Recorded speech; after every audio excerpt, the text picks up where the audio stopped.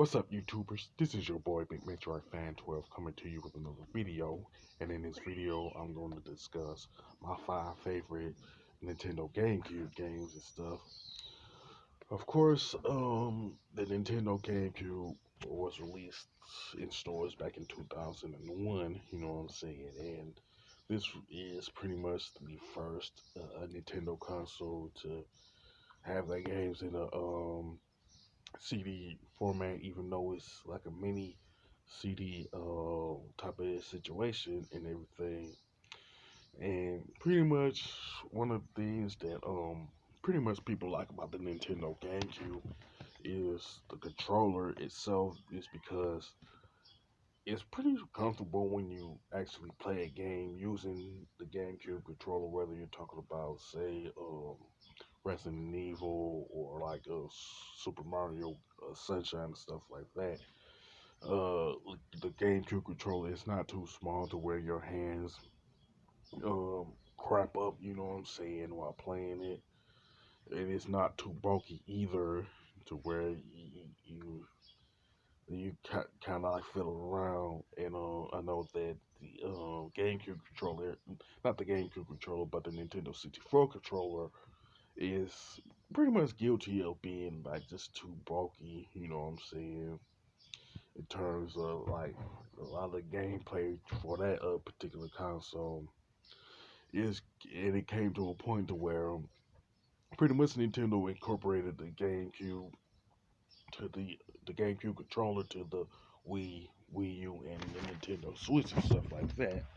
Now, as far as the games are concerned, of course, everybody has their favorite GameCube game, um, whether it's one of the Zelda games or one of the Splinter Cell games that was released on the GameCube and stuff like that.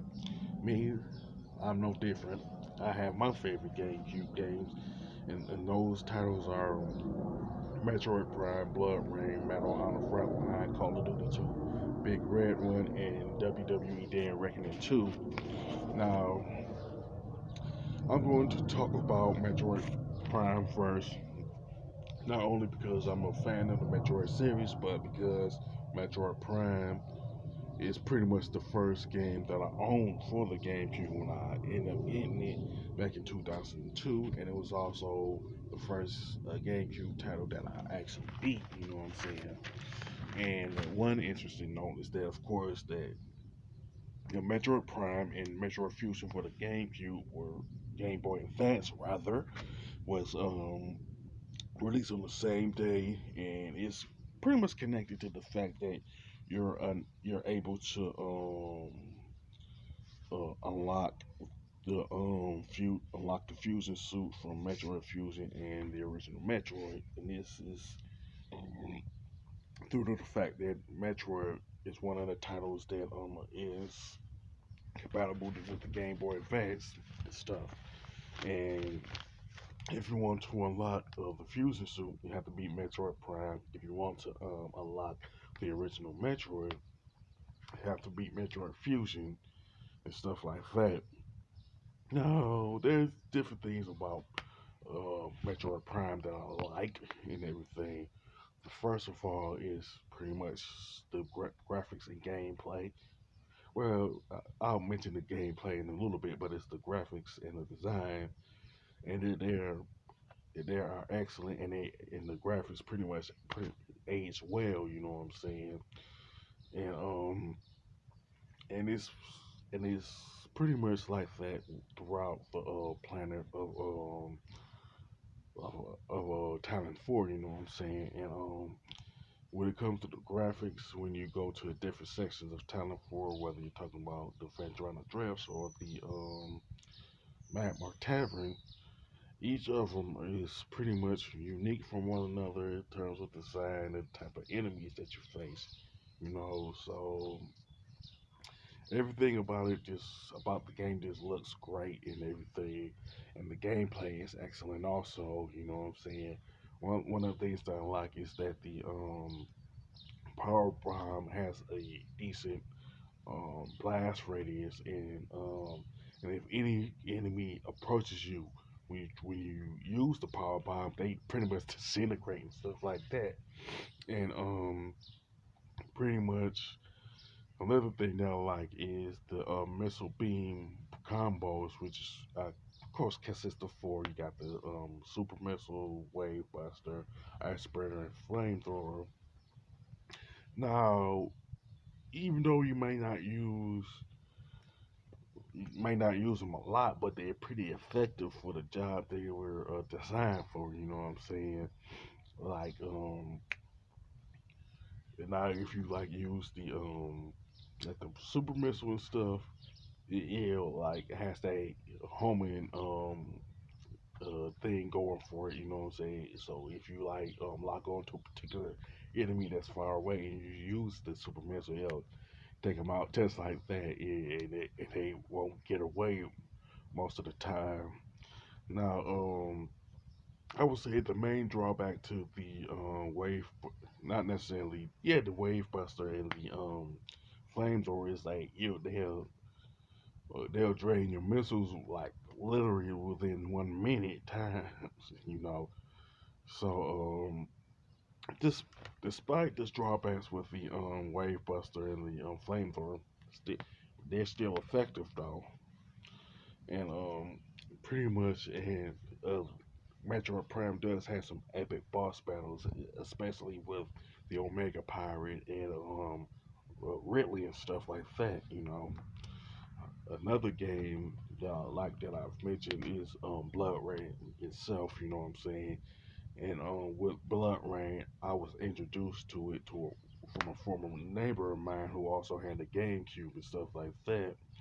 And I do like remember kind of like reading a review for Bloodrayne, but it's kind of like the only time I got to see somebody play it was like I said from the former neighbors, to the point that I ended up getting the game like a year later after seeing it for the first time, you know.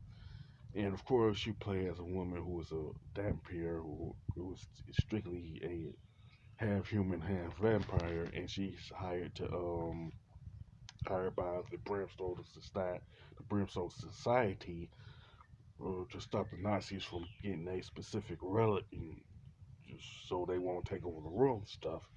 And pretty much the game takes place in 1932 and 1937, where Rain goes to Martin, Louisiana, Argentina, and Germany and stuff. Now, even though this game consists of three stages, Terminal Reality and Majesto made up for it by making Argentina and Germany like long stages and stuff like that. You know what I'm saying? So you have like I guess around 20 sections with the Argentina stage. I just never took the time to count the number of sections that exist with the Argentina stage and stuff like that. But if you when you play the game, one thing you notice is the blades that attach to Rain's wrist, and pretty much when you use them, it will fill up the blood rage, and once you activate the blood rage, when the meter is filled, you can use like stronger attacks and everything, which are pretty much devastating, and all that. It'll take, I guess, roughly a few seconds to take out a particular giant enemy that's not like technically a boss and stuff like that. And there's like five regular attacks and five blood rage attacks, and you gain like three of them by three regular attacks, and then three blood rage attacks by defeating a particular enemy, whether they're a regular enemy or a boss or stuff like that. Now, pretty much, Rain can also use guns like pistols, SMGs, rifles, rocket launchers, stuff like that, and everything. And pretty much with the guns, you can like use like you pretty much using guns from like World War One and World War Two and stuff like that. So you get to use like BARs, grenade launchers, stuff like that.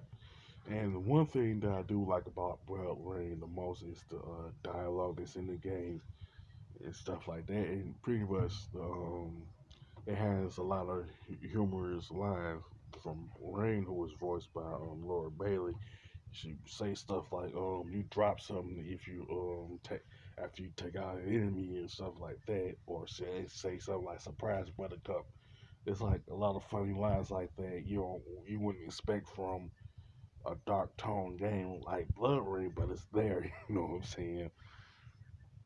And pretty much, yeah, Blood Rain has have reached a cult classic status, stuff like that, and everything. I just wish it ended up being like a really legit franchise, like say Metroid or Call of Duty or something like that. Now with Metal on the Frontline, much like Blood Rain, I was introduced to this game through my former neighbor and everything. Of course, Battle on the Frontline is a first person shooting game that takes place in World War II, and you take the role of Lieutenant James Patterson and stuff. Now, it's pretty much James Patterson pretty much goes on a secret mission after storming the beaches of Normandy and stuff. And there's a few things that I like about Metal on the Frontline. The first thing will be like the soundtrack, which was put together by Michael Giacchino, and I heard that he did the score for the TV show Lost. I'm not like super familiar with all the music that he's done for like TV shows, movies, and stuff, but I heard, but he's definitely connected to the Medal of Honor franchise through the music that he did, and the music and the soundtrack is pretty excellent. You know what I'm saying? In my opinion, stuff. And another thing I like about the Medal of Honor Frontline is the weapons that you can use. You can use like different weapons like the Thompson, the Springfield, the M1 Garand and stuff like that, you know what I'm saying? And pretty much the missions that you do, you can do like different stuff like sabotage, like different equipment and stuff like that, and you go to different countries while going on the missions like France and Holland, you know.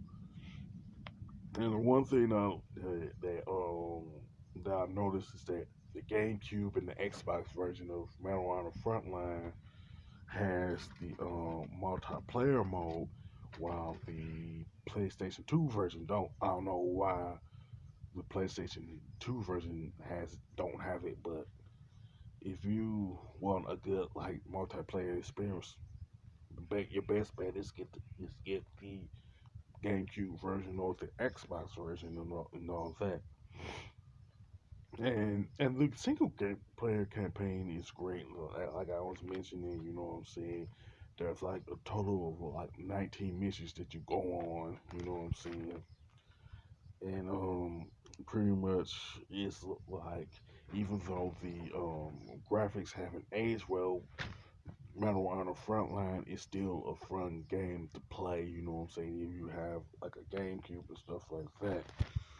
Now with the Call of Duty 2 Big Red One, this is the sequel to the game Call of Duty Finest Hour, but instead of playing different soldiers and stuff like that, Call of Duty 2 Big Red One pretty much focuses on the U.S. Army First Division, which is known as the Big Red One because they have a number one or big red one patch on their shoulder and stuff.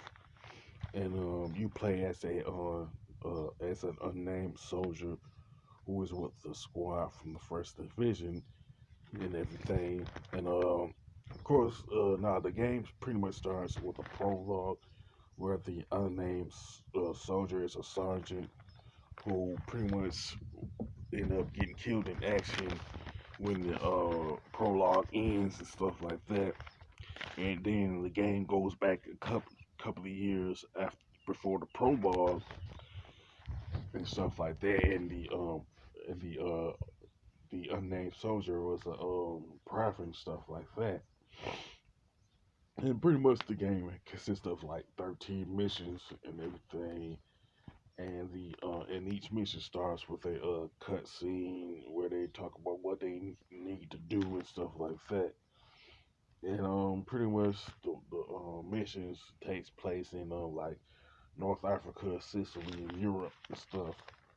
Now, you can pretty much only carry like two weapons and some grenades, which is the staple of the Call of Duty franchise, and it came ended up being the standard for a lot of first-person shooters since then and everything. Of course, like with Metal on the Frontline, you could use like different weapons like the M1 Garand, Thompson, BAR, and Springfields and stuff like that. And the type of weapons that you use in each mission will vary, you know what I'm saying? You're not going to rely on the BAR or Thompson in every single mission and everything. And one thing I do like about Call of Duty 2 Big Red One is the squad members, you know what I'm saying, who will pretty much fight with you and everything. And they consist of guys like Danley, Bloomfield, Hawkins, Smith, Kelly, Delaney, and Castillo. And pretty much they the yeah, mainly like the pretty much the dialogue that's in the cutscenes and everything, because they can get funny at times.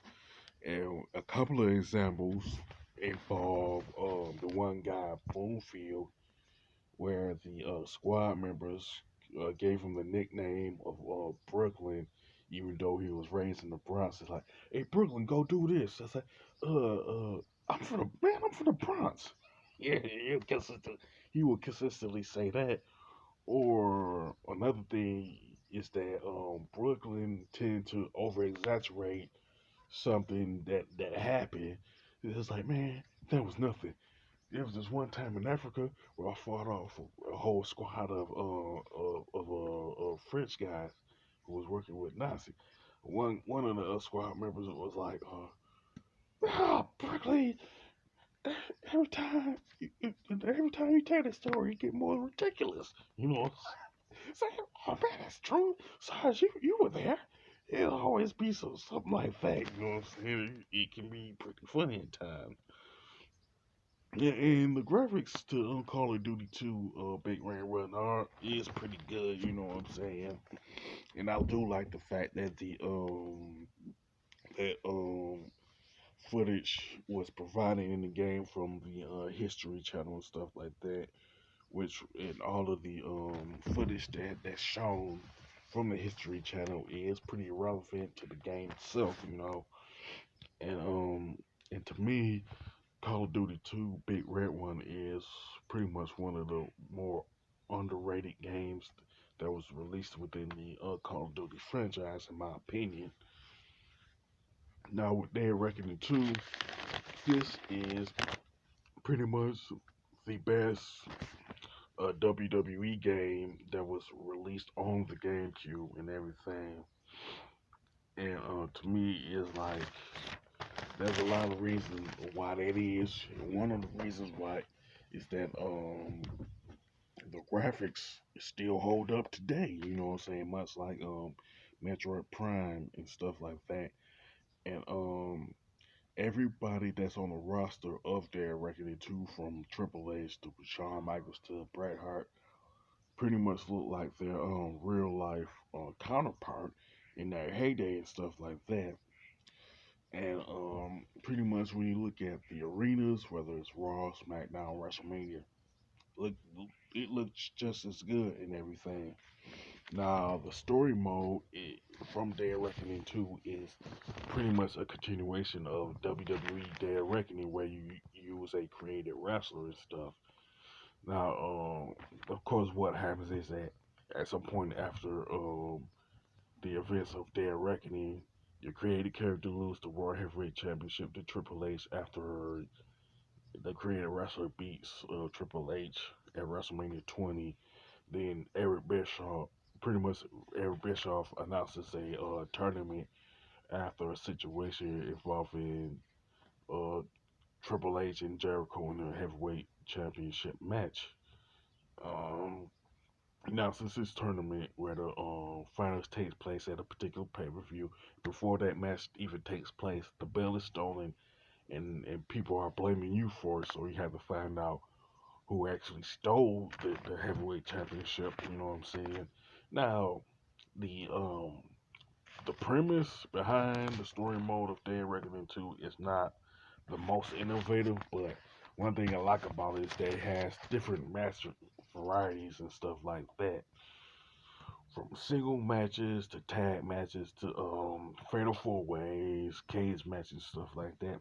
You also take part in some championship matches where you win like uh the Intercontinental Championship, the tag team titles on SmackDown, then there's the United States Championship, then you go on to be the WWE champion, pretty much like late in the game and stuff like that.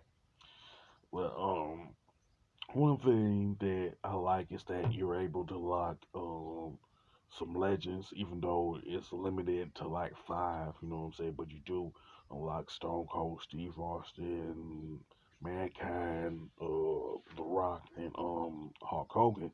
Now with Hulk Hogan and The Rock, you can unlock them by playing the story mode and stuff like that. Not only that, you can also unlock the pay-per-view arenas that's by competing in a match in those arenas from like SummerSlam, No Way Out, WrestleMania, Royal Rumble, stuff like that. You know what I'm saying? And there's only like four arenas that you can buy because due to the fact that they're not part of the you don't compete in them in the story mode and stuff. And and the gameplay is pretty good too, even though it's not. Uh, I would say that there's only one thing, specific thing that they added, which is the submission mini game where once you lock in a submission move, you have to press up, down, left, or right on the D-pad, and your opponent have to guess thing you pushed, and if they guess wrong, you lock it in. If they guess right, they end up breaking the submission hold and stuff like that. And another thing that they added was a stamina meter, and that pretty much gets drained when you do, like use a strike, grapple, or whatever the case. You know what I'm saying? And the best way to restore your stamina meter is to use the rest thing when you use a submission move because it will restore it, like I just said, and everything. Pretty much the create a wrestle mode is pretty detailed when you compare it to the previous three WWE games on the GameCube and stuff like that. You know what I'm saying? That's something that I like and everything. Plus the interesting for each wrestler is the actual theme that they actually used when they was in WWE. Like I'm a Real American that was used for Hulk Hogan's used as Hulk Hogan's theme music. Then there's the one for like Mankind, Rock, Triple H, Shawn Michaels and stuff like that. The, like it's pretty. The soundtrack is pretty good, you know. Now these are my five favorite GameCube games. Now what you can do is sound off in the comment section with your favorite GameCube games. It could be five, six, or whatever the case. Don't matter. how many games that you like on the GameCube. You can sound off with your favorite. And if you like this video, don't hesitate to click the thumbs up button. Don't forget to subscribe and hit that bell notification button. This is your boy, Big Metroid Fan 12, signing off.